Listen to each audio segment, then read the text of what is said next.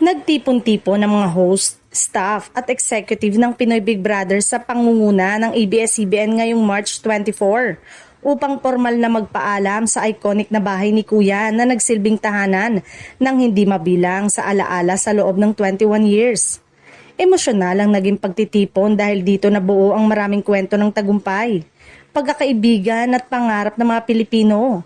Sa loob ng mahigit 2 dekada, naging makulay ang makasaysayan ng programa sa pamamagitan ng 11 regular season, 4 na celebrity edition, kabilang ang mga espesyal na collaboration, at 4 na teen edition na minahal ng manonood. Hindi lamang ito simpleng reality show, kundi isang salamin ng tunay na buhay at karanasan ng iba't ibang uri ng tao.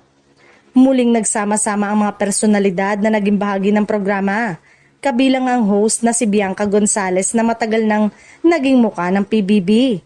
Ramdam sa kanilang presensya ang lalim ng samahan at ang kontribusyon ng bawat isa sa tagumpay ng palabas na tumatak sa puso ng publiko.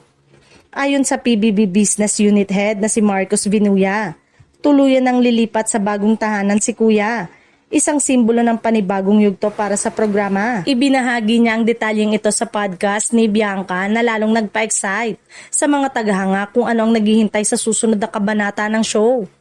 Bagamat may halong lungkot ang pamamaalam sa bahay ni Kuya, hindi maikakaila ang saya at pasasalamat sa lahat ng naibigay nitong inspirasyon. Maraming housemates ang nagkaroon ng pagkakataong baguhin ang kanilang buhay at maipakita ang kanilang kwento sa buong bansa. Sa kabila ng pagtatapos ng isang mahalagang yugto, tiniyak ng pamunuan ng ABS-CBN na hindi dito nagtatapos ang Pinoy Big Brother. Sa halip, ito ay simula ng mas makabago at mas kapanapanabik na karanasan para sa mga manonood na patuloy na susuporta sa programang naging bahagi ng kulturang Pilipino.